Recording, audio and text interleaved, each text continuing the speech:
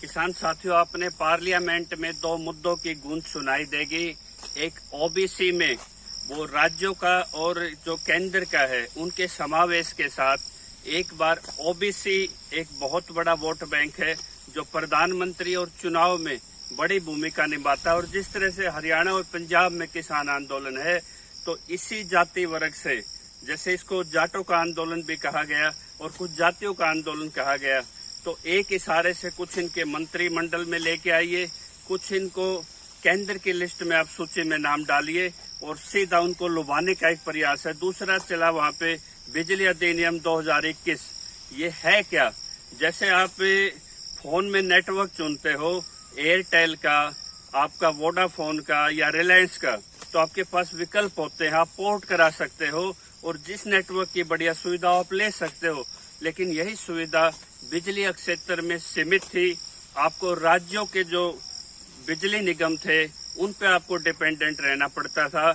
और आपने देखा होगा जिस तरह से एक बहुत बड़ा रेवेन्यू इनसे जनरेट होता है। और इसी में हरियाणा, पंजाब और कुछ कृषि जहां बैकग्राउंड है वहां सब्सिडी दी जाती है एग्रीकल्चर में।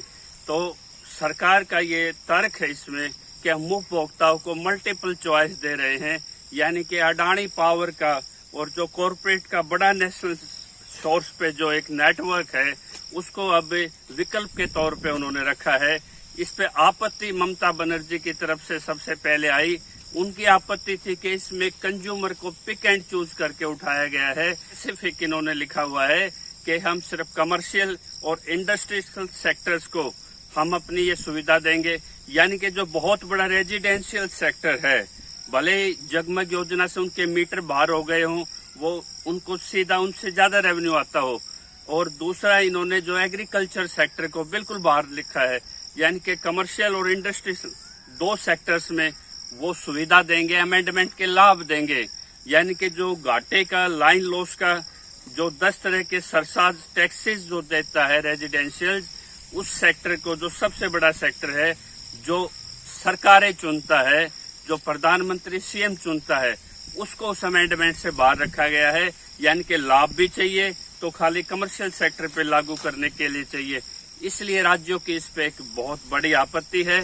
तो ये क्रोनी कैपिटलिज्म की एक बू आती है कि जिस तरह से एग्रीकल्चर सेक्टर में आपकी मार्केट प्रबंधन और आपकी सीधा चेन पूरी प्राइवेट सेक्टर में एक समावेश करने के लिए तीनों कानूनों को एक रूप दिया गया था।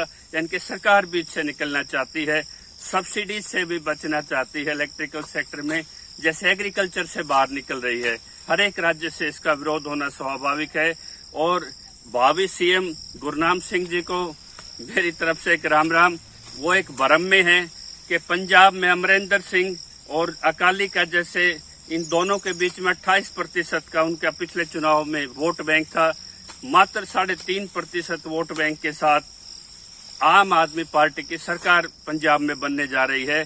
तो उनको एक ऐसा चेहरा चाहिए था 32 जत्थेबंदी में जो गैर राजनीतिक, एरा राजनीतिक निकालना हो, तो उसके सामने कुछ वोट या कुछ टुकड़े डालने पड़ते हैं। तो इसी तरह से उन्होंने किसान नेता भी चुना और एक सिख भी चुना। तो गैर सिख वोट बैंक रहा है आपका। तो उन्होंने वो जो टुकड़े फेंके थे वो गुरनाम ने उठाए। शादियों के बाहर जैसे आपकी बख्शीश लेने के लिए लोग खड़े होते हैं, ये सीएम बनने के बुलावे में न रहें।